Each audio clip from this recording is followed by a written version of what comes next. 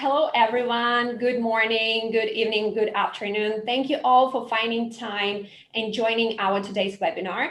My name is Olga, and I shall be your host today. I'm a provider relations manager in Solve.Care.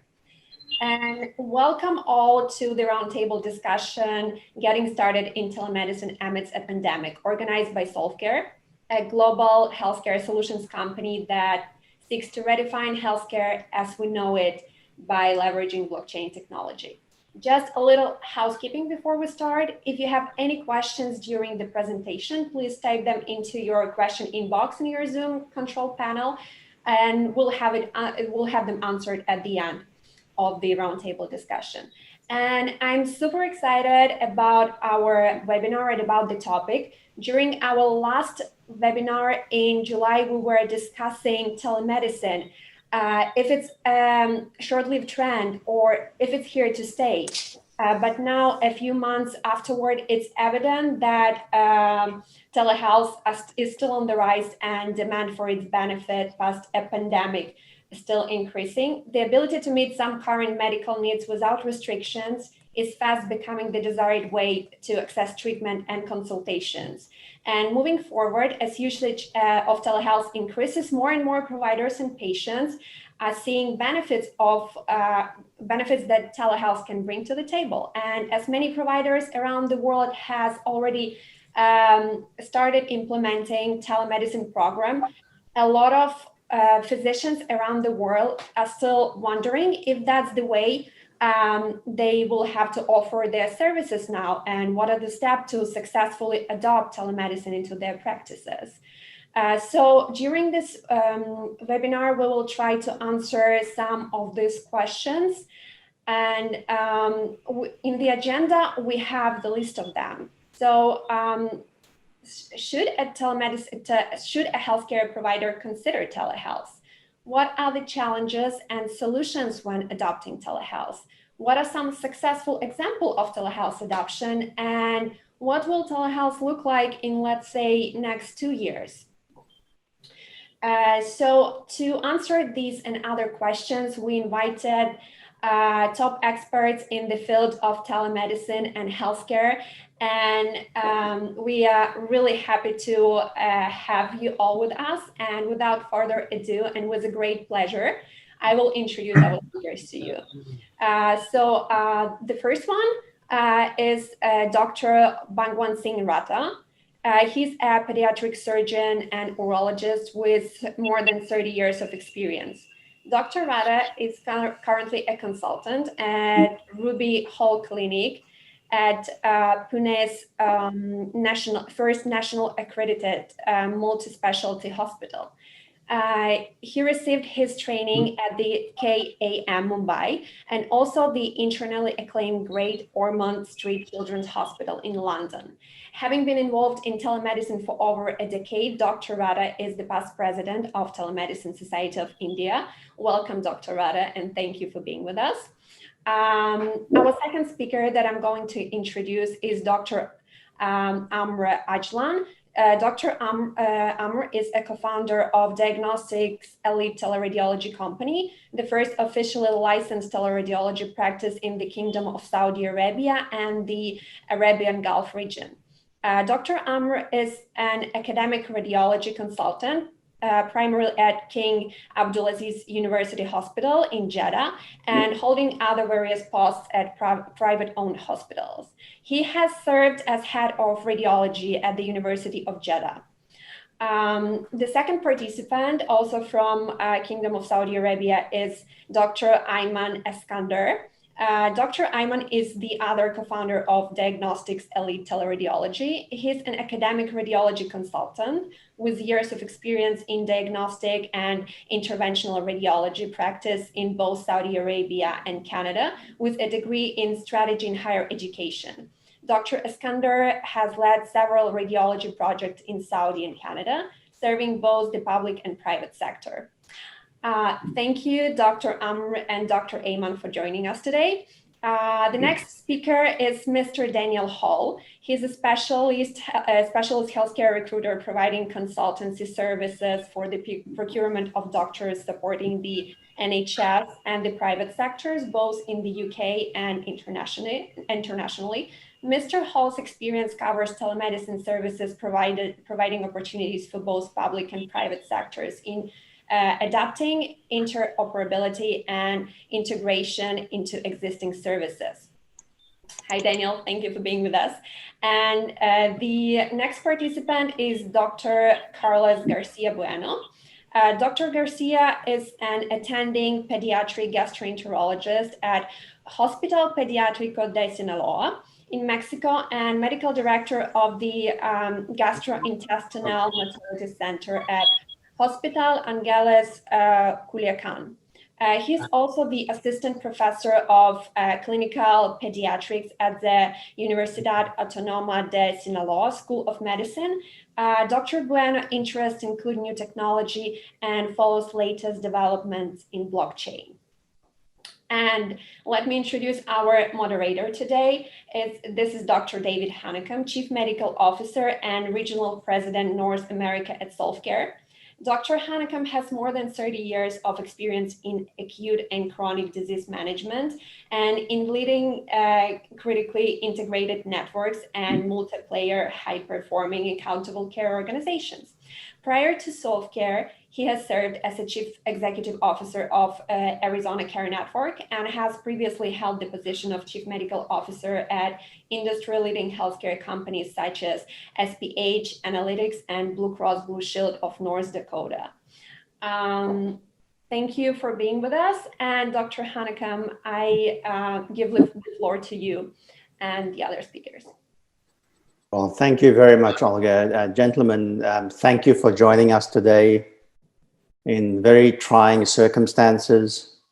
I want us to just recall the pandemic that we're experiencing as a humanity across the globe and the devastating consequence that it's having. So for those of you that have been personally affected or families, and those of you that are joining us, we think of you as we struggle as a collective humanity to manage as best we can the COVID-19 pandemic. But thank you for taking time out of your very busy schedules to talk to us from a global perspective about telemedicine or telehealth and how we can use this technology and this mechanism of engaging with patients and families during such times. What I'd like to do is just open the floor for a general discussion. You all represent very unique circumstances from across the globe. What we can agree on is that the traditional mechanism of providing clinical services, which is face-to-face, has been severely disrupted. I'm very pleased to see that the professor has joined us as well. Welcome. So let's look at it from a global perspective. And let me put the first question to Dr. Rata, and then each of you can comment as well or follow up on that. Dr. Rata, you as a pediatric subspecialist in a surgical specialty you are used to managing patients through the traditional mechanisms of introducing yourself, meeting them face-to-face, examining the patient, doing special investigations, advising the patient, and then making decisions about what management program you want to put in place for them, very often leading to surgical intervention. How has the pandemic impacted your behavior in terms of this process?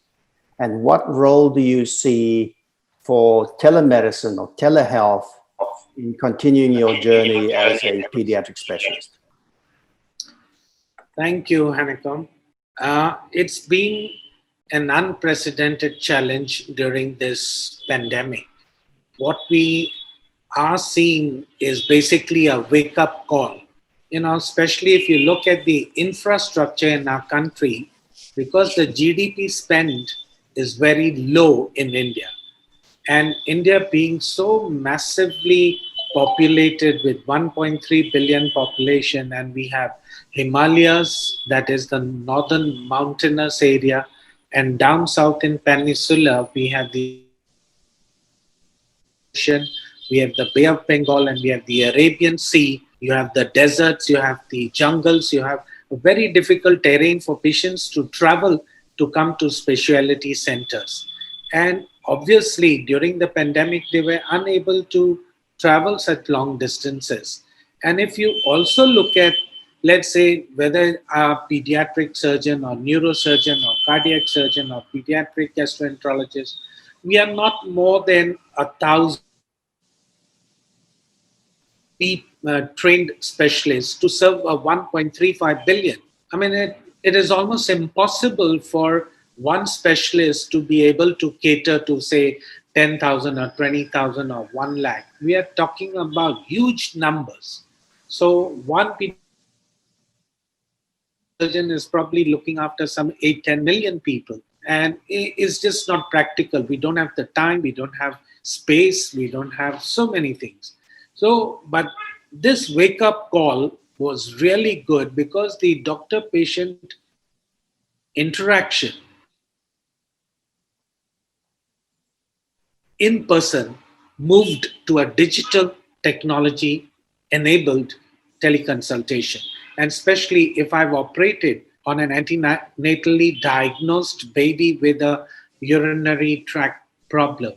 Now, if I was not intervening, I would ask them to do an ultrasound locally and communicate that ultrasound pictures to me, whether they're antenatal pictures or they're postnatal follow-ups, and what is the status of that kidney. I could do it, and people started accepting because one, due to the social distance that we were expected to maintain.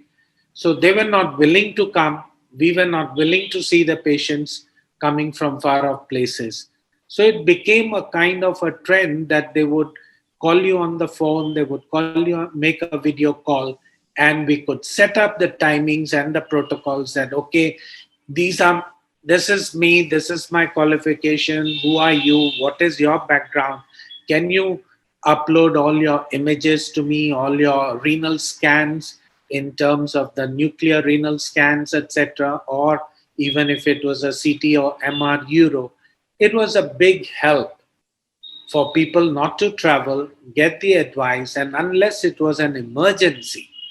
But really, in terms of drawback, like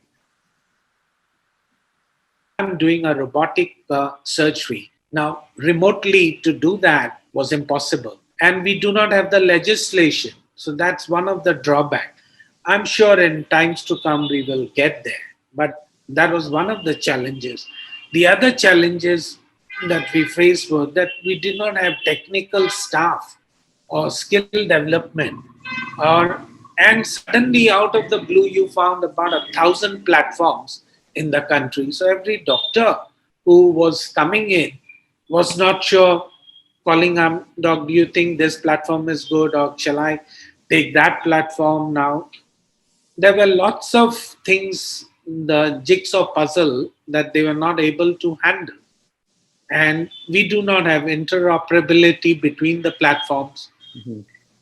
So Dr. Ratta, what I'm hearing you say is that... if you look at the insurance sector... I apologize, there's a bit of delay, but what I'm hearing you say, Dr. Ratta, is that the environment with pandemic has brought together a perfect storm to accelerate not only the adoption of telemedicine, and because of that, there were lots of structural defects or deficiencies that you recognized. I want to pivot a bit to our gentlemen that represent the radiology, Dr. Amir and Dr. Eskander. You are practicing radiologists, and in my experience, radiology introduced the use of digital technology to share images and to provide remote consultation for radiology services, probably ahead of most other specialties in medicine. Can you share with us the impact that the pandemic has had on your practice, especially as you serve a large population of clinicians, clinics, and hospitals across the Gulf region? And then specifically, Dr. Ratta spoke a little bit about the regulatory barriers that are in place in India that are being resolved. if there are any of those barriers in your area, what they are and how you've been able to overcome them. Yeah, hello everybody. This is Dr. Ajlan. So basically, what you said, Dr. Honeycomb, is really true. We think we're leaders in radiology when it comes to telehealth because it's one of the earliest branches to adopt such a process. And it was common sense given that radiology is invested in technology itself. Now, let's go to the first part of the question, which is the impact of the pandemic. Like any other place in the world, the Gulf region has its own share of lockdowns and barriers to patients to actually access hospitals and clinics. That being said, all these sites that serve patients, they still had a relatively large volume of cases with lots of imaging being done, that being an X-ray or a CT, MRI, or anything that's very simple to very complex. The lockdown has affected the clinicians as it affected the patients. So many of the hospitals and healthcare providers had limited resources to actually read those cases. And this reflected somehow in an increased flow, especially of more complex cases towards teleradiology. Now, the problem is the sites that did not have the setup of teleradiology before the pandemic, they had more issues than other hospitals which were already connected, whether to a company like ours or any other company that delivers the same service. So they had these issues. They realized that they would have been way better doing in such a pandemic if they actually had an easier access to a teleradiology company or telehealth in general. Now, one of the things that is actually a challenge even before the pandemic, and this touches a little bit on the second part of the question, is radiology in general. You probably, as physicians, know that. It's a scarce specialty. You don't have lots of radiologists all over the world who are very specialized. Saying that, you still have a specialty that's growing in subspecialization in a very rapid fashion. Those days, you might have a general radiologist who could read something basic, but once you go, for example, to cardiac imaging or dedicated vascular imaging or any other highly specialized area of imaging, the physician who's specialized, who's on the other, who's the receiving physician, the cardiac surgeon or the cardiologist, would not accept a generalized report. He wants a more detailed report so he could do his job. This is a problem even before having the pandemic that's been amplified by the pandemic itself. And that adds to the need for teleradiology specifically and telehealth or telemedicine in general. Now, the challenges, I think this takes, it's a big question. It's not an easy question. But in my opinion, the most difficult part is actually educating physicians and patients about the telehealth and teleradiology process itself. You just need people to go over that learning curve, accept the idea, and then everything opens up. All the closed doors, whether it's legislations or licensing or others, that's easy. You could go through processes, you could convince people, but you need to open that first big door, which is really the gap in knowledge. As a group here, it seems that we're all relaxed with the concept of having telemedicine and teleradiology. But in reality, lots of physicians outside in the world, they don't even know that concept. And this is our role in educating patients and clinicians. So I appreciate that. You bring up two very important points that is enlightening to me. One is there's an assumption in the marketplace that telemedicine or telehealth is predominantly a primary care facing capability. And I'm fascinated to hear from you that it's in fact the specialist and subspecialist that has identified a need to open up a new channel to get access, not only to patients, but for physicians to get access to subspecialists. I want to pivot now from that to the regulatory environment. There is no doubt in my mind that there's an acceleration of the way our policy leaders and our legislators all over the world, our leadership, are thinking about the need to deal with the iniquities of resource allocation across the world. What that means is, to your point, for a physician working in the United States like myself, I don't have a challenge getting hold of a MRI subspecialist that only reads MRI of the brain circular Willis. In fact, I can access many because we have a significant distribution of subspecialists in the United States. It's our strength and our weakness. In other countries, such as yourself, India and elsewhere, when you hear Dr. Ratta say there's one neurosurgeon for 1 million people or for 10 million people, that's not an option. So let's talk a little bit, and here I want to pivot to Professor Jankap Kwankam, who's a true expert in this from an international perspective. Professor Kwankam, we're never going to have equal distribution of medical resources, specifically talented individuals who can provide these services across the globe. So telemedicine could play a significant role in equalizing and bringing access not only to citizens, but also clinicians who need other clinicians to help them manage patients. Can you talk a little bit about some of the barriers and what you see the future look like in terms of getting our regulators, our elected officials to understand that modern technology can drive more equitable resource allocation? You're on mute, so if you'll just go off mute first. Very good. Thank you very much. My apologies for appearing to be late because I was logged in, but for 15 minutes it kept saying waiting for the conference to begin. So please forgive me for the technical difficulties. You raise, and our colleagues, Ratta, good to see you again, and our colleagues from Saudi Arabia raise a very important point. The regulatory environment has challenges for both technical and human reasons.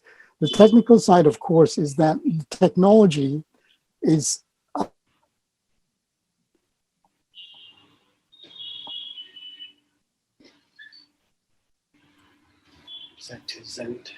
So I'll just say to our viewers, we are all dependent on technology.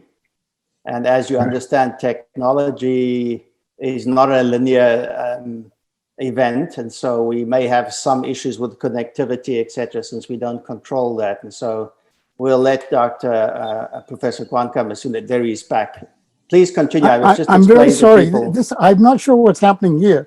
And yeah. I'm here in Geneva. Things are supposed to work well. The point's well taken that there are technological challenges. I can't think of a better way of demonstrating your point, but please go ahead. But I was saying that is, even as our colleague from Saudi Arabia pointed out, the technology is the easy side of the problem. The more difficult part is the human side, the human factors. What it takes for people to understand, as I started saying, the technology enough to be able to come up with regulations to manage and properly govern the ethical, the legal issues involved in something like telehealth or telemedicine specifically, where, for example, you're doing cross-border health. Who has responsibility for what? And it's not something that should be regulated or resolved between two countries. Otherwise, each country would have to do bilateral relationships with the rest of the world. How many agreements does that amount to? So some years ago, there was an effort to look into a global compact, if you will, on digital health as a whole, where all the countries signed on to some agreement and had basic engagement with certain basic rules that governed everybody. It was inspired by the Framework Convention on Tobacco, but that's an easy subject to have a global agreement on. Everybody sees a common enemy, big tobacco, but there's no such common enemy with digital or health or telehealth. So we need to put in more effort to get these cross-border agreements such that people can not only benefit from specialists or services available at a distance, but not only within their own jurisdiction, but anywhere in the world. Really, that's truly equitable health service delivery, and universal healthcare. We cannot pretend to have universal healthcare if we do not resolve the problems of equity in healthcare. And as you know, technology is one of those strange animals.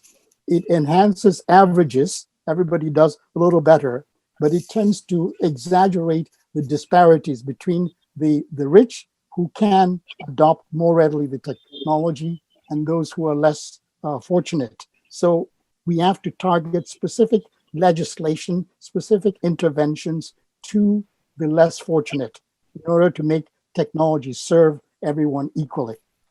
So, Professor, thank you for that. I'm going to come back to you because what I heard you say at a later stage is that we need to define a common enemy.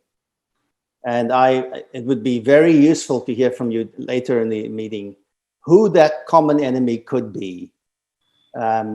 As from my view, I view the right of a patient to have affordable access to a physician or clinician of their choice to meet their healthcare needs as a basic human right. I know many people disagree with me, but if you can just think through that while I pivot to Dr. Garcia Bueno. Dr. Bueno, you are also a pediatric subspecialist. You are a rare breed like most clinicians all over the world. There are countries where the ratio of physician to population is 400 to 1. There, believe me or not, there are other countries where the ratio of physicians to patients is in the millions to 1. And there are areas on this globe where what we consider primary care services and those that work in primary care services are just not even available within hundreds of kilometers or miles from where they live. And so those inequalities. In Mexico, where you practice, you have been innovative in the use of telemedicine and how you provide your services, not only to your fellow clinicians who need your subspecialty input, but also to your patients. Can you talk to us a little bit about your observations in terms of patients' willingness to accept telemedicine? What are some of their concerns?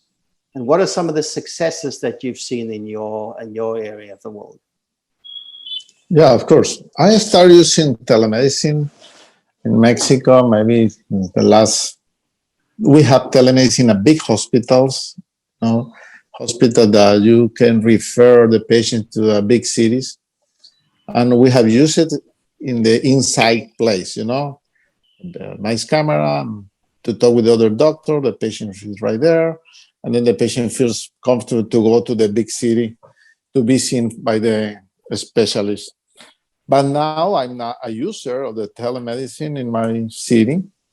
We are 3 pediatric GI in my city. The whole state, we are no more than 5. And one of them is already retired.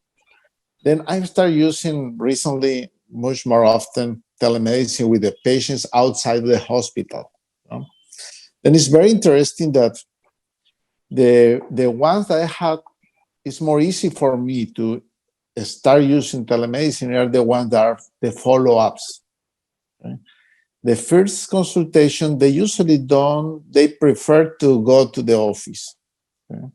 I'm sure after the telemedicine is used more often, patients are going to accept better the first appointment be by telemedicine. Also, I have another concern. Many platforms or systems are being used in the city by the doctors. And that is confusing for the patients too.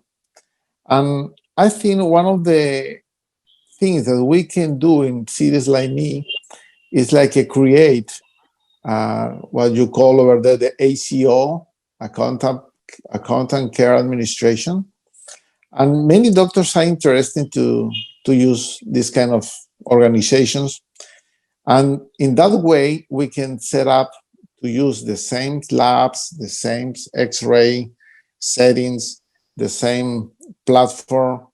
If we are creating this kind of account care organization in our cities, in our countries. And of course, Solve can provide this kind of advance.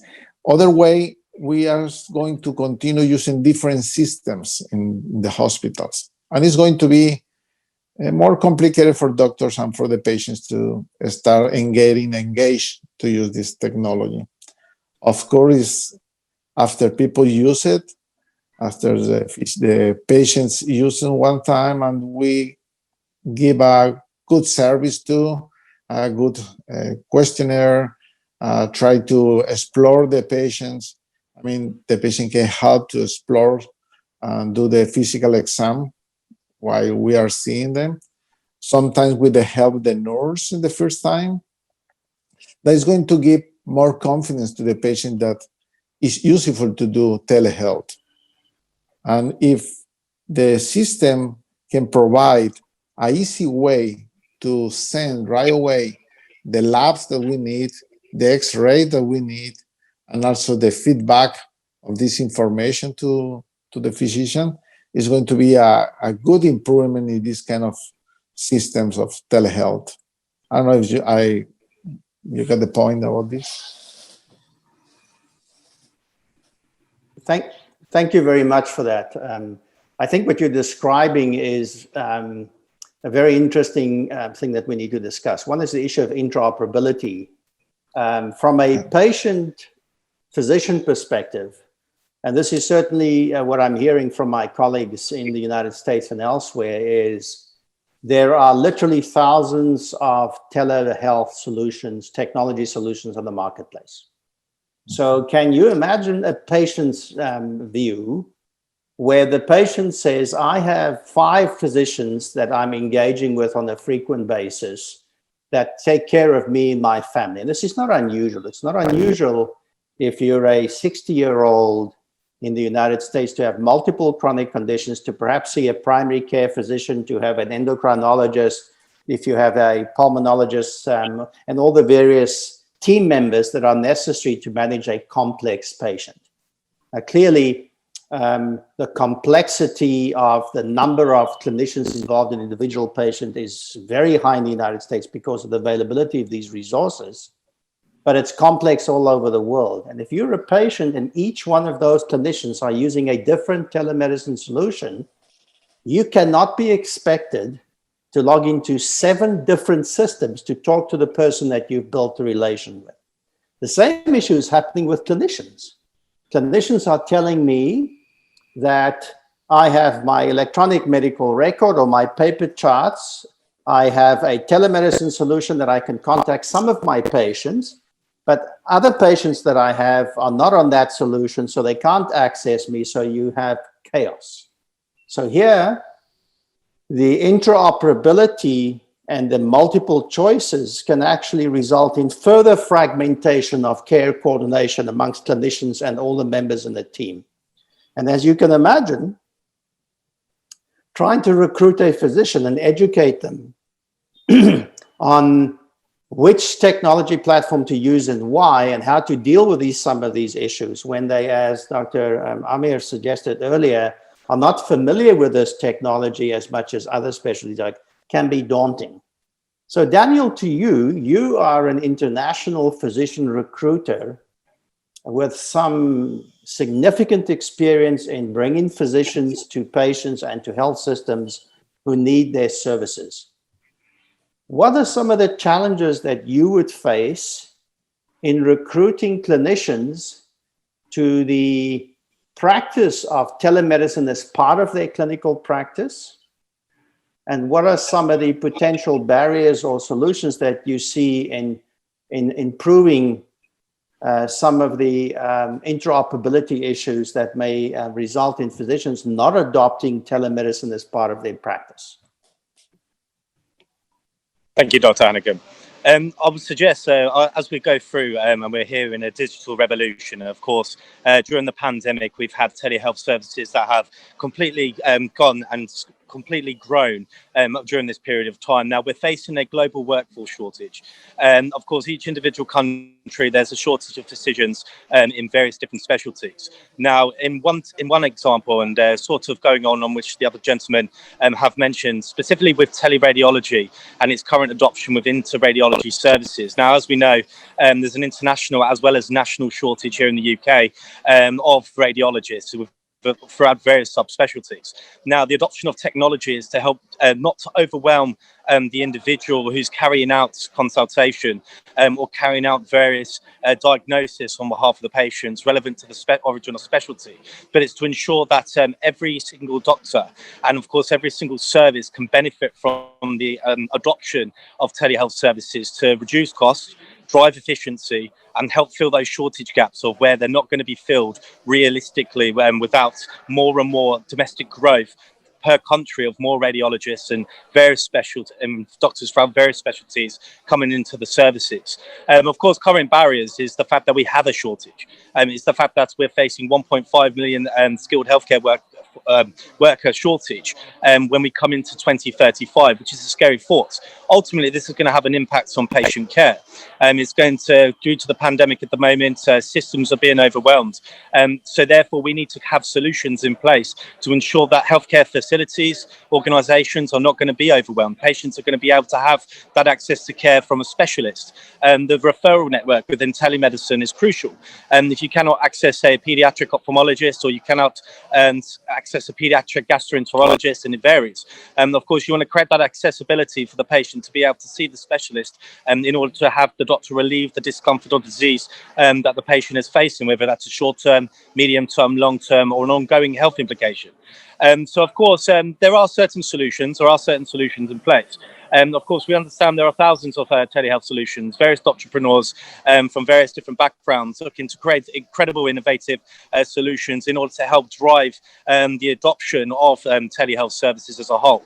Of course, increasing the efficiency of the services, relieving pressure of the individual, as it wouldn't be fair to have certain services and individuals pressurized by an extensive work overload. So I believe it's very important in this current day and age, as there's an international sequence of where you have British doctors going abroad, going into private clinics. You will have doctors from abroad coming into the UK, to America, and vice versa. With the sharing of knowledge, research, to various publications, creating solutions, especially during the pandemic at this time. So it is very, very important to have throughout the healthcare community this collaboration and being able to create the solution to relieve the pressures of the healthcare system. Of course, the adoption of digital technology enables hospitals not to be overcrowded, not to be overwhelmed.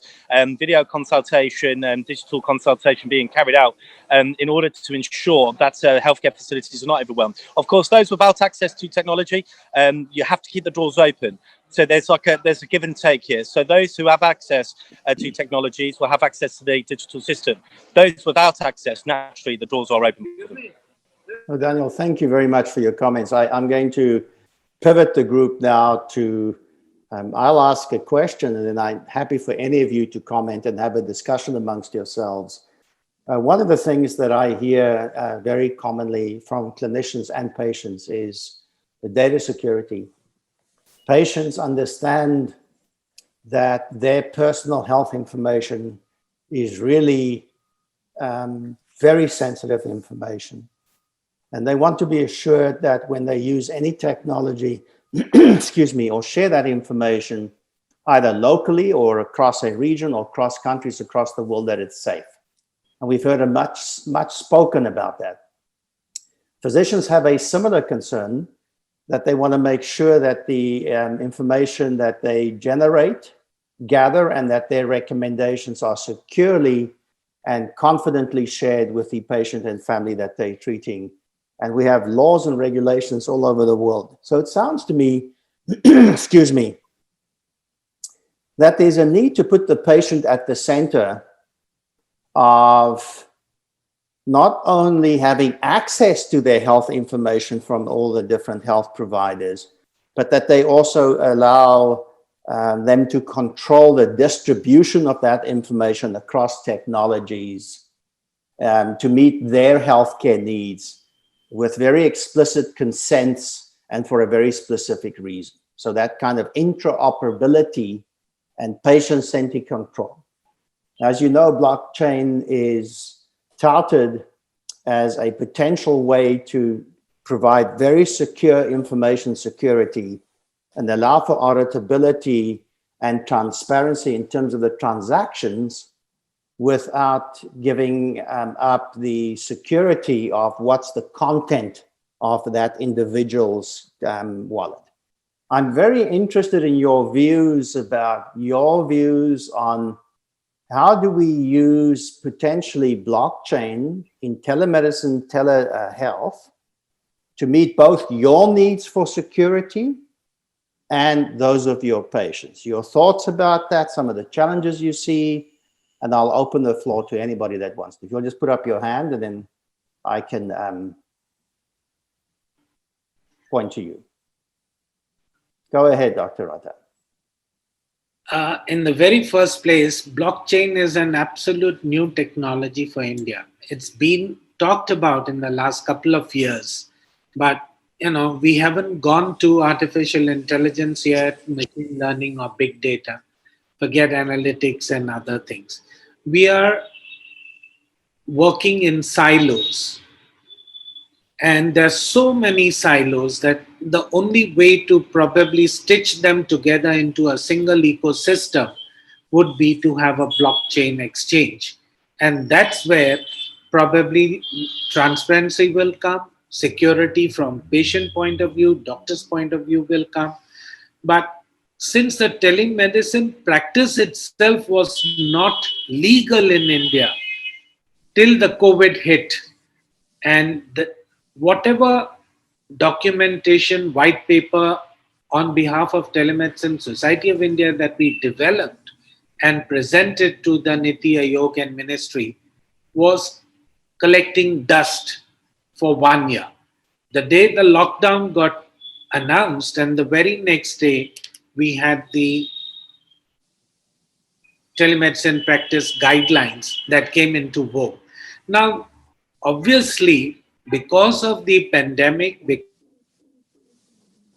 social distancing, people not wanting to have in-person consultations, telemedicine got a big boost and the demand kind of surged. Same thing was such a difficult thing. It was hard to sell anyone. Okay, look, you need to do telemedicine, you need to do telehealth.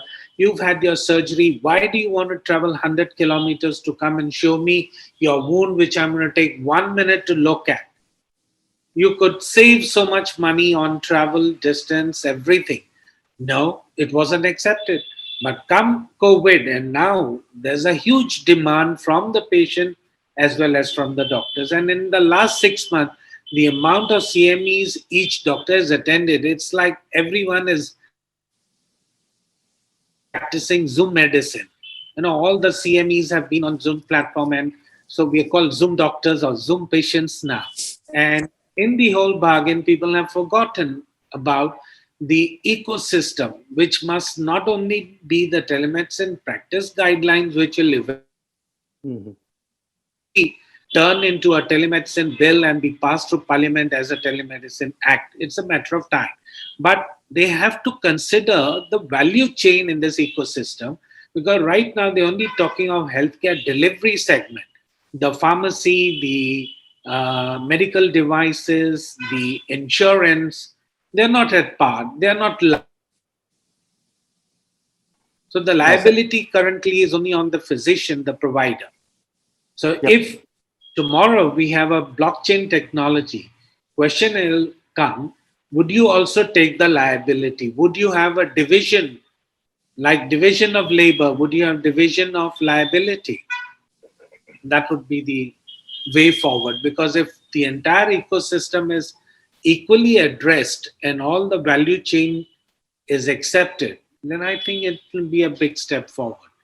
You bring up a very important point, Dr. Rata, and that's regulatory oversight. And let me share with you a little bit about what's happening in the United States regarding telemedicine and telemedicine licenses for physicians, because I think it's emblematic of what we're going to see in the rest of the world. And I want to pivot to Professor Kwankan to talk about for people to trust that their information is shared securely and to trust the behavior of physicians and telemedicine companies that provide these technology services, they're going to probably demand oversight. So for example, in the United States, there are now 21 plus states that have a telemedicine compact where they will allow a clinician registered in one state to apply for reciprocal registration in other states, specifically for the purpose of providing telemedicine. And they're beginning to talk about the requirements to ensure that patient safety is important. And so the default is that the state in which the patient is requesting services from, that those regulations apply to the behavior of a physician in another state physically who's providing medicine to that clinician, to that patient in this state. That brings up a need to talk about international regulations. How do we protect patients? And we have questions from our audience saying, what would a patient do if they get telemedicine services from a clinician from elsewhere that is not in jurisdiction, and there are problems with quality or behavior, and how does one then regulate that? And so I'm very interested to hear from all of you on that challenge, because it's a challenge that has to be faced. Dr. Amir, Professor Daniel, Dr. Rata, Dr. Garcia, if you'll give me a brief answer what you think we need to do to get both patients and clinicians, because there is a regulatory environment and a malpractice or indemnity environment that needs to be conducive to the practice of good medicine, needs to protect both the patient and the clinician providing services. And it must take into consideration, in my opinion, the limitations related to using telehealth as a vehicle for medical practice. And so who wants to start with this? Go ahead, Dr. Garcia. We all know that the most common cause of liability in medicine is the poor communication with the doctor, bad information, and take decisions without having a support to give a diagnosis or a treatment. In telemedicine, I've been asking other physicians how they feel after they give a teleconsultation. And the most of them say, well, I don't feel too comfortable because I don't have some biometrics information. I'm sure will you feel better if you have some biometric like a blood pressure, temperature, pictures, x-rays, labs, oxygen saturation, all that information that we can have now with some medical devices. And the most of them say, yes, I will feel much better. The same happened with the patients. When the patients see that you got more information for the physician to take a decision, and also you have a good communication, a good information about the risks of having a teleconsultation, and the patient accept that, I'm sure, and after I question patients and doctors, it's very important that all teleconsultation be accompanied with some biometric information. As depends on what is the problem, of course, not. And if we have that, and also a good communication with the patient, the liabilities, with as well as this is in the real life or in the telemedicine, will be much less than that. You make a valid point. And from the Saudi clinicians, the environment in which you do teleradiology, can you talk to us a little bit about whether, as radiologists adopted teleradiology or virtual interpretation as a large part of your practice, have you seen a decrease in quality of care or an increase in litigation as a result of this transition in your specialty? Yeah, that's a good question. Before I answer that, Dr. Honeycomb, I'll just go back to the part where you talked about the security of data. Mhm. And now, whatever involves technology, there is this concern of data security, whether it's your usual storage of data in a hospital server or over the worldwide internet, over blockchain, whatever. So it's the same. And the reason I highlight this, this comes back to us leading this process, is to educate patients that, yes, it's a risk, but it's the same risk as putting your data in a server at a hospital. So it's nothing different. It's very similar to the concept of when the internet started in the 1990s. Everybody thought it's something trivial, it's just for sharing images, and it's not secure to store data, share data, or do any transaction on it. Now it's just a given. Everybody accepts that. So this is our role in educating people that this is a risk, but it's not a different risk than any other way of any way of dealing with data in a hospital or over the internet. It's the same. So this is the first point, and I think again it comes back to the most difficult challenge: educating patients and physicians regarding this aspect of the process. Now, for quality. I could give you our experience because it's relatively new for a more organized official entity to do teleradiology in Saudi and the Gulf. It was licensed, this was official about 4 years ago, and we obtained the first license in that practice, and that's why we took the lead. What we noticed from what's happening is as time passes, people get more educated and more accepting of the concept of teleradiology. This is the first step. So you try to convince them, right? After a while, some of the hospitals and clinicians, they don't want to report from elsewhere. Because what's happening is you're getting a quicker report. You have more clinicians or radiologists reading for you. You're getting a sub-specialized report. If you're a pediatric gastroenterologist, you're going to get it from somebody who reads pediatrics and GI, not somebody like me who reads chest and cardiac. So it's going to be a different report. And you get that as well within a very quick turnaround time.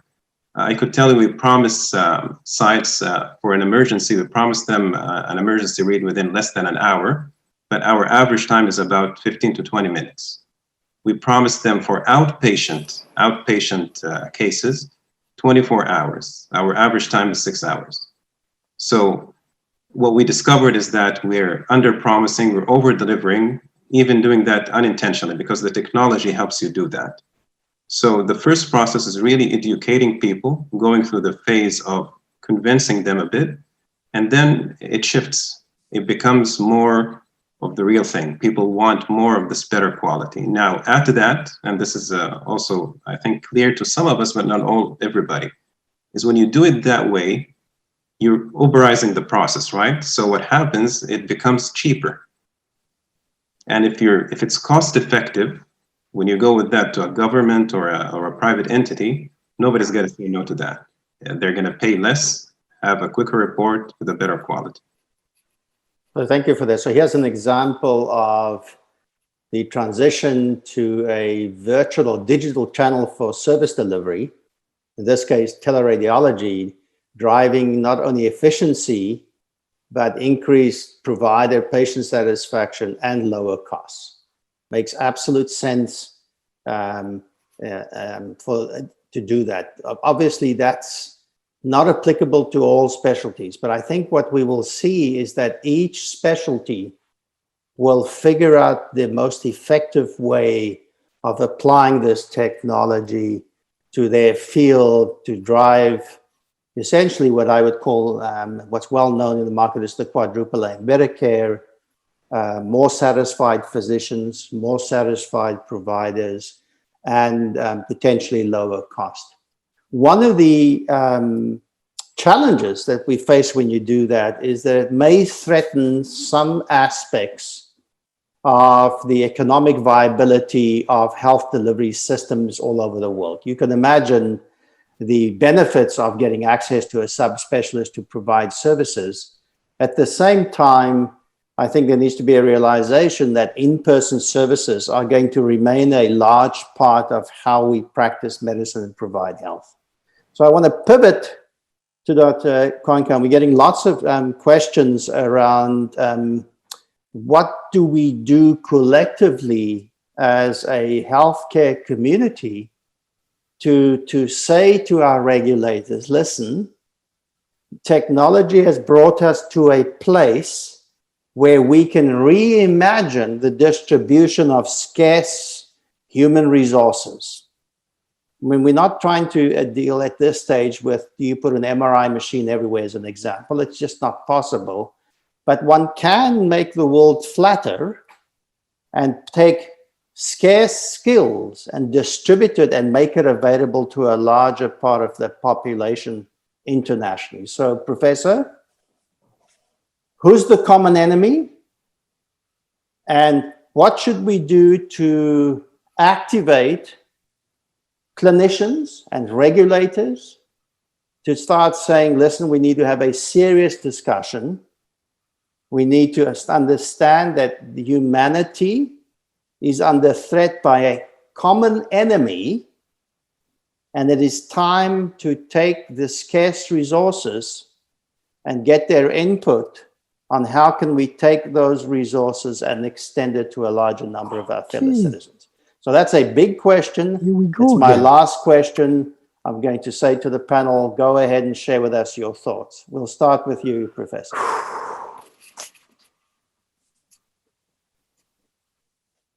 And as you can see, the internet service in the Alps may not be as good as we think. But Professor, when you join us, you can answer. Who would like to answer? Please start.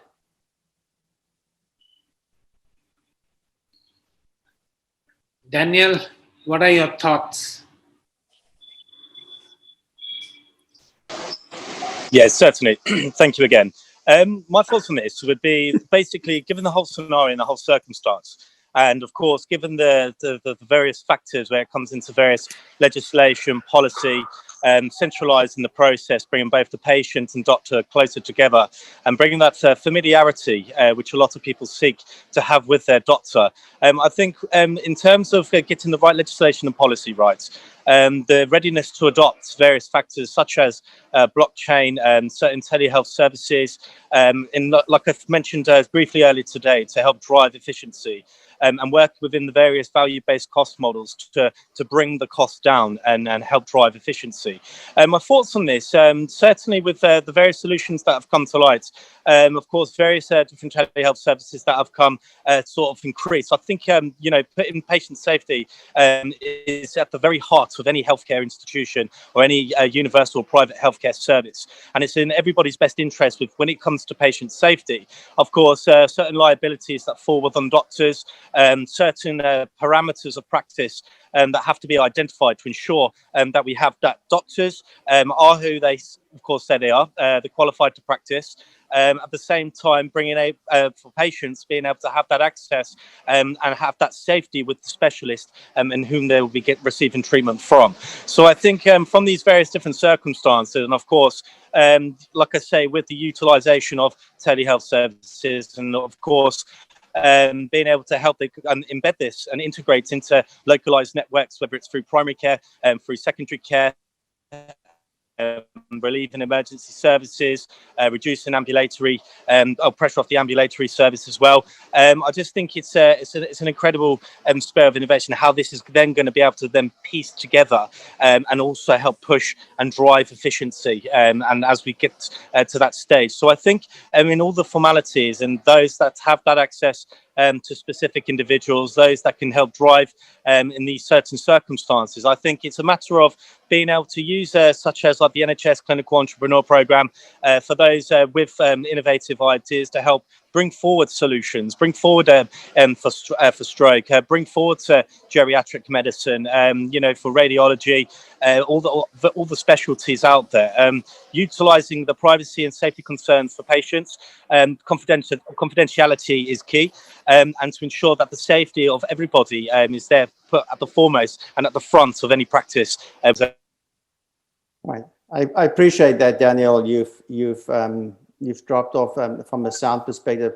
Let me ask a provocative question.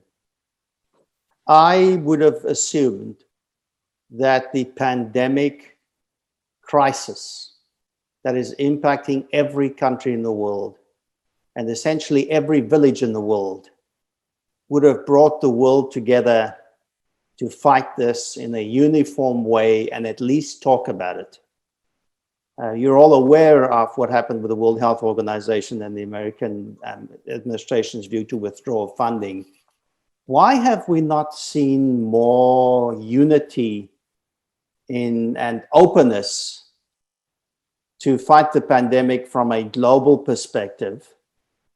And I want to refer not only to the United States, where we have 50 states, each one with their own rules, but the same thing is happening in Europe. The European community is not unified through all its regulatory and policy to do anything in unison. Professor, why is this happening? And what needs to happen? Because I would have assumed this would be a cause that would get our senior leadership and policy leadership all over the world to say, you know what, it's not about my country and my organization. This is about humanity and what can we do to protect each other. Your thoughts? David, this is I've heard about commentators' curse, but I've never heard of moderators' curse, because each time you call on me, my system goes out and I'm cut off. So let me try and answer as much as I can before the system cuts out again. I'm thoroughly embarrassed by all of this, by the way. I don't know why. The situation in Europe is not unlike what you have in the States, because despite the existence of the European Union, health is a national prerogative in all of the European Union. So it's a matter for each country. It's not run out of Brussels as such. So that's one of the biggest challenges. That notwithstanding, during the crisis, there've been a number of key uniform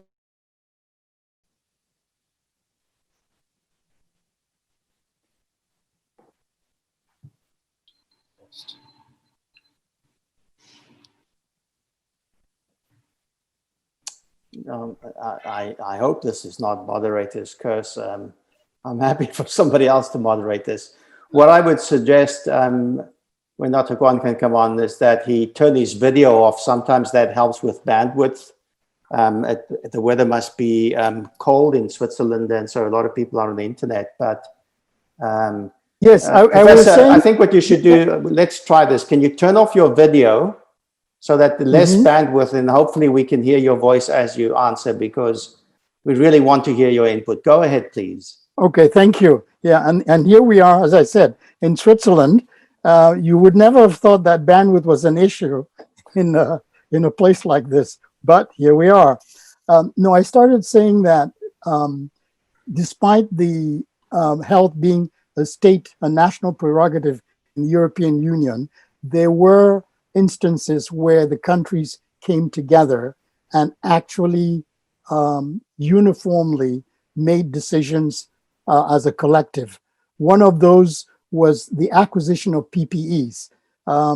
The entire European Union came together and made orders, because by virtue of having collective orders, they could bring some order into the chaos that was the PPE market, and perhaps still is. So there's that aspect of it. But I think also you asked about the common enemy earlier. The common enemy is obvious. It's disease and being unwell. That is a large enough common enemy to bring any group of people, any group of actors together. It's enough of an incentive, for people to work together. But I think that the fight so far has been fought with two flaws in them. One, the first flaw has to do with the delay between policy pronouncements, declarations at the World Health Assembly or regional bodies, maybe even groups as small as the GCC taking decisions, and actually the delay between that decision and actually implementing that decision in practice in the countries, individual countries, and individual provider practices. That's one. The other flaw, in my view, is the the fact that most of this has been a technology push by virtue of blockchain having these powerful potential, it's expected to drive technological determinism. People adopt it because it's good, because it's inherently powerful, all of that. There isn't enough of an emphasis on the pull side, the demand side, where organized groups in countries recognizing the value of a technology put up the right efforts to bring that technology into their country. And I believe professional societies have a key role to play in this. Here we are talking about technology. We're mostly converts here, but it's a different thing if it were, say, the American Medical Association or the national provider professional bodies in countries that were the ones trying to pull this technology, as opposed to just the technology itself being pushed by technocrats or technology people. So I really think the pull forces are needed in countries. And one of those key pull forces is the collective of professionals in the health field, not just physicians, not just nurses, not just pharmacists, but all these professional bodies together working to identify what's good for health in the country and urging regulators, urging policymakers, etc., to adopt these. So the common enemy is there. What we need is a unified army to fight the common enemy. You bring up critical points, and Dr. Rata, you being a leader in India and having done this and actually helped prepare the federal government in India for adoption of regulations and policies related to medicine. I will pivot you in a second, but I do want to ask a question of Dr. Eskander that is quietly hidden next to his colleague there and not said a word. Dr. Eskander, as a physician leader in the kingdom and an early innovator in teleradiology, what role can you as a physician play to pull this technology and this tool into the political and professional discussions in your country so that, as Professor Quancum says, physicians need to lead, they need to be part of the solutions, and in a healthcare crisis, many other stakeholders are saying, where are the physicians and what is their voice? What should we do? So your thoughts on that, please. And if you can pivot the camera so we can see Dr. Ayman Eskander. If you had a moderator curse, Dr. Yankob, we have a larger curse here. He had an emergency, he had to leave, but I could ask that question. Could you answer then? Are you able to answer? Yeah, since we actually talk about this often, maybe daily, right?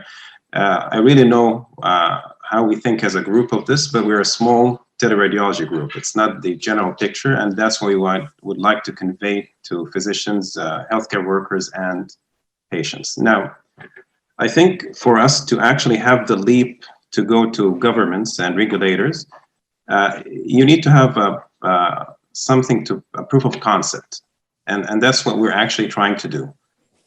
We had lots of criticism starting, for example, teleradiology. I'll take it from that point, because people thought it's not going to work. They thought you need to have a radiologist in-house. We're now 4 years from the starting point, and people are more convinced that this is going to work because it's been doing fine, as we discussed in the previous question.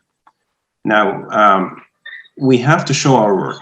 We cannot keep doing this and being proud of it without actually lobbying for it, without showing it using any kind of platform, whether being a Zoom doctor or showing it in any other social media platform or news, or we know you need to lobby. If you don't do that kind of show off, nobody likes that, but it's important here. You need to show people your work. Then you could take it to a higher level. Part of doing the show off is actually having, like what Dr. Rada described, publications and guidelines that actually supplement or emphasizes the point. If you publish something that's about guidelines in telemedicine, if you have lots of work that shows your telemedicine or telehealth or teleradiology is doing a better job from whether it's quality, cost, or timing, and you publish that, you enforce the point. Just saying that it's better and knowing it's better is not gonna take it to the next level. The other thing is you really need to have a large group of people who are actually advocating for that, with, let's be also frank about it, with lots of connection with people who are on the top, people who have the word to change things. It's not usually clinicians when it comes to that, right? So you need to have the reach, and the reach could be by either showing what you do or being in numbers. Again, for you to do that, it goes back to educating people. That's why I think the common enemy, I agree with what was said here, but I think the common enemy is maybe lack of knowledge. If that's bypassed, then I think we're gonna have a better leap in doing this. COVID, in its way, as Dr. Rada said, and the group here, pushed this a bit further, but it's not gonna, I don't think the COVID crisis is gonna get us to the point. We need to work as a group. Now, something that I wanted to actually emphasize is something that Dr. Garcia mentioned, is the fragmentation of delivering this service. In Saudi, we actually have a few technological or platforms that deliver the remote services, like what was described in India or elsewhere.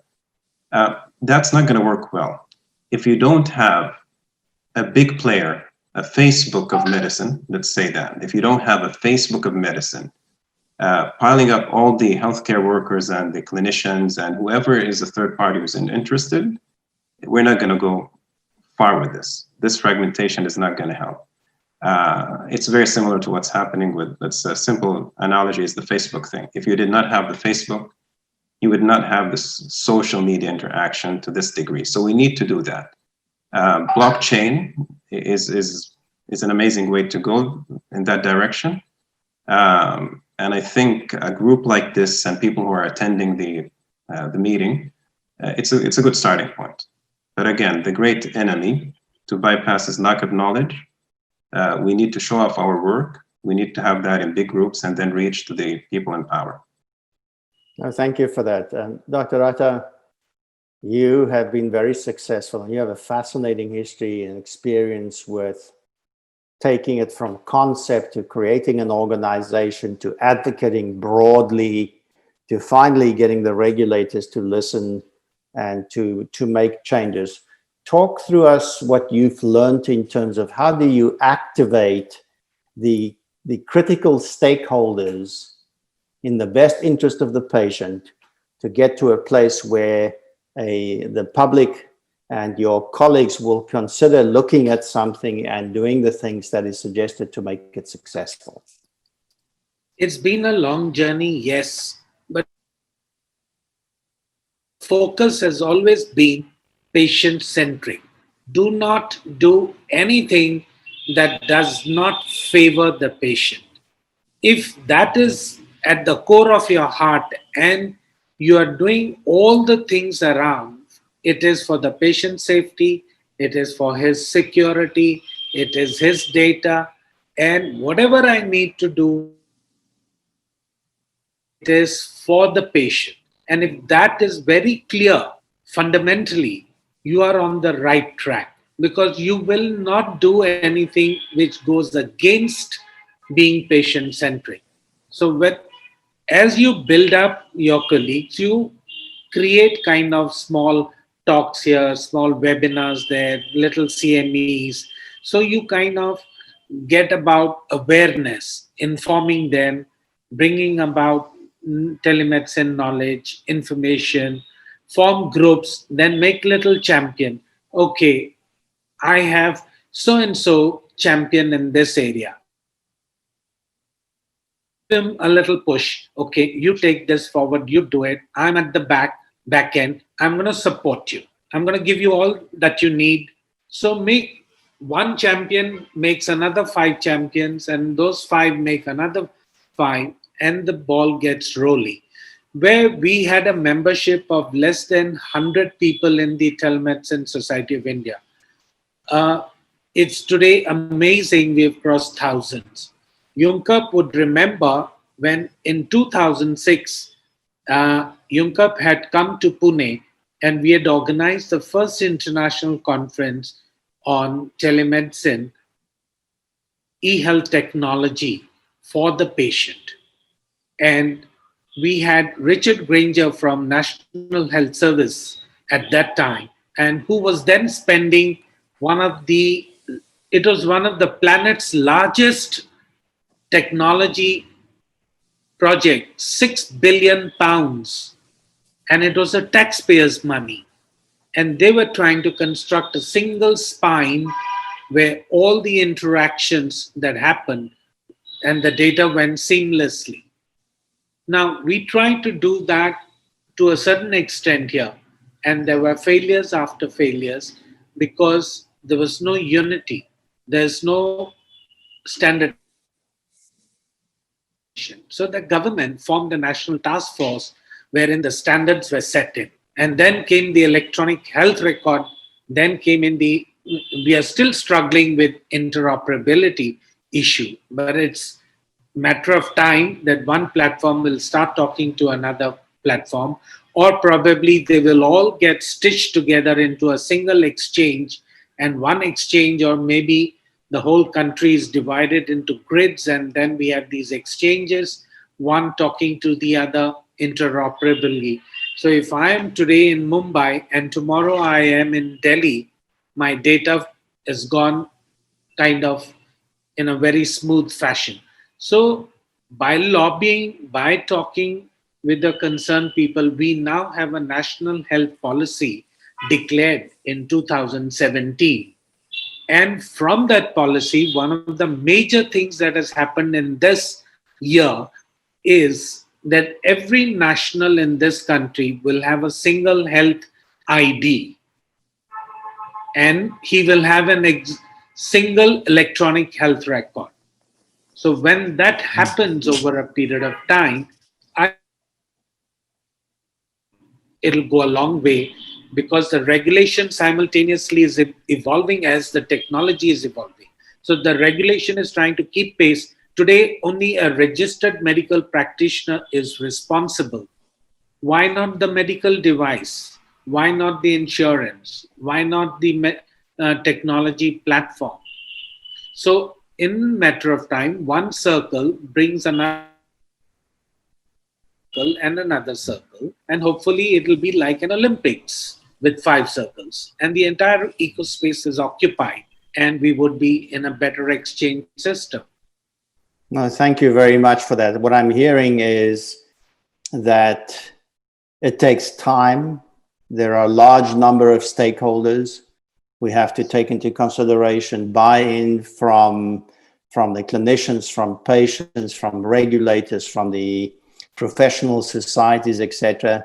The ball is clearly moving forward. We can also see that different areas of the world are at different stages of that development. So this really is a marathon. And to all of your points, we've seen a significant acceleration of those activities as a result of the pandemic, where what may have been a non-burning issue has now become a burning issue.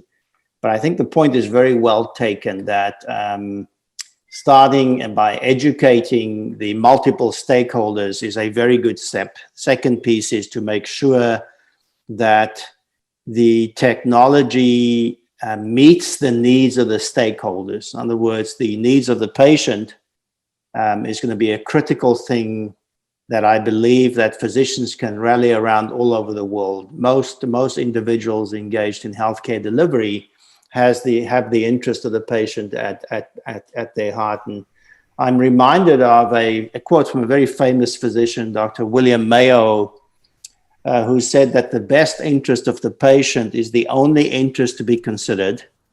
And in order that the sick may have the benefit of advancing knowledge, union of forces is necessary. So the call to action here is This is a great beginning from a Solve.Care perspective around union forces. I'm very appreciative of the various aspects that you all bring to this. And it sounds to me that our next steps are to consider the union of forces, i.e. who are the stakeholders, how do we support the education of those individuals, what can we do to bring people together to start having that discussion. Like any good marathon, you start off, there are many challenges along the road, but in the end, if you have a clear goal, and you have trained hard and you have the necessary individuals around the table, one can achieve the goals that are set. From my perspective, what I hear you say is that the goal should be the better distribution of scarce human resources and making those available to individuals all over the world in a safe, secure manner, that the sanctity of the patient's outcomes and the doctor-patient relationship must remain at the center of this. In other words, the needs of the patient is first. That we need to put regulations and policies in place that will look at the scarce resource redistribution as an international priority, and that need to be done in such a manner that we can get stakeholders in the legislatures and policy organizations across the world engaged. And certainly that's not a minor effort. That's going to take time, but it does start with individuals. It starts with each physician talking with their patients, understanding how they are going to apply this potential tool in their practice. The points that Dr. Garcia brought up, that remote monitoring, where there is really no reason in today's environment for a patient to have to travel very far to have a blood pressure check, that there are mechanisms with modern devices, Bluetooth, Wi-Fi enabled, to start gathering that additional information, which one of our stakeholders, the clinicians, need. We also heard from all of you talking about patients will want to know that if they use a new technology, that they will not be harmed by the technology. And the best way to do that is to educate and demonstrate. So this is an organic growing process. We're seeing in the marketplace a greater adoption of telemedicine or telehealth regulations and discussions by policymakers. I can imagine that we're going to see an acceleration of those discussions as we start talking and planning for distributing vaccines internationally, which by itself is going to create significant issues. I heard a very strong argument for the pull. In other words, the pull from the stakeholders to say, we need the ability to be able to access clinicians and services safely, securely, in a manner that's affordable, at a time that's convenient to me, in a channel that's convenient to me, but we want to make sure that it's regulated. We do not want our information to go into a technology environment where we do not know what happens with that information later. So I can understand that we've seen in social media platforms the power of social media when used correctly. We've also seen the destructive power of social media when not regulated or not transparent. And so all those concerns, I think, apply to telemedicine as well. And so I appreciate all of you participating in this meeting. We've had a lot of other questions from our individuals joining our webinar related to insurance, related to medical legal issues, related to physician credentialing, etc. What we will do is bring the best brains in the company and our ambassadors and you to the table in the future to perhaps discuss these issues in more detail, but we will provide some written FAQs after this that people can refer to. I want to thank each one of you for attending. It's clear to me that you're passionate about this. All good ideas start with a few, and as we talk to other people and educate more, listen. What's incumbent on Solve.Care as we launch our global telehealth exchange on blockchain in a few weeks' time is that we take to heart your recommendations and your vision for what a interoperable platform and technology enabler needs to be to meet the goals that you set. And so thank you to everybody. I wish you the best for the rest of the day, the night, or the morning, and look forward to speaking with you again. And to all our attendees that joined this conference, thank you very much. Please look out for FAQs, which will answer your specific questions regarding insurance coverage, etc. There just wasn't enough time to bring all those issues to the forefront, but we will do so in the future. So thank you very much.